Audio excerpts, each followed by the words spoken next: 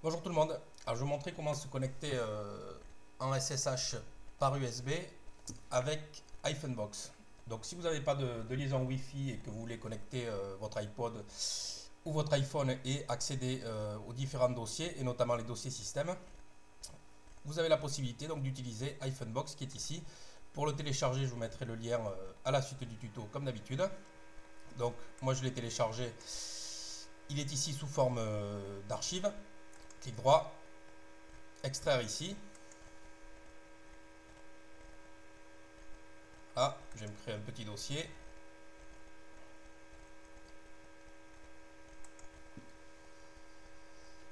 Je vais l'appeler iPhone. Voilà, je vais y mettre l'exécutable dedans. Voilà, là j'ai connecté mon iPod. Je vais lancer iPhoneBox. Alors l'interface est sympathique. Le seul problème, c'est que là il va avoir du mal à repérer mon périphérique, mon iPod, puisqu'il manque une DLL qu'on va aller récupérer dans Démarrer, poste de travail, C2 points, Program Files, Common Files, donc fichier commun. Ici on a Apple, Mobile Device Support, bin. Il va nous falloir cette DLL. Je vais la copier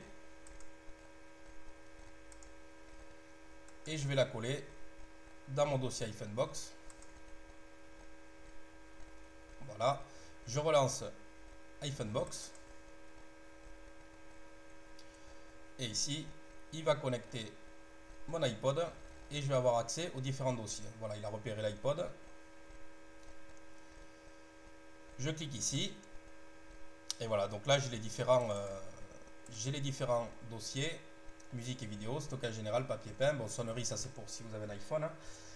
Les applications, on peut accéder bien évidemment au dossier système de fichiers accès direct. Donc attention à ce que vous faites, on est directement dans le système de l'iPod. Donc avec user, bin, dev, private. Donc là si vous voulez rajouter des applications, donc là c'est pour la partie on va dire expert. Donc l'interface est sympathique, ça permet donc si vous n'avez pas de connexion Wi-Fi de pouvoir quand même accéder au dossier système de votre iPod. Alors bien évidemment si vous voulez avoir accès au système de fichiers, il vous faudra installer sur votre iPod ou iPhone AFC2 ADD. Ça se passe par Cydia sur un iPhone ou un iPod jailbreaké. Sinon, vous n'aurez accès uniquement qu'au stockage iPod musique et vidéo et applications. Vous n'aurez pas système de fichiers accès direct. Voilà.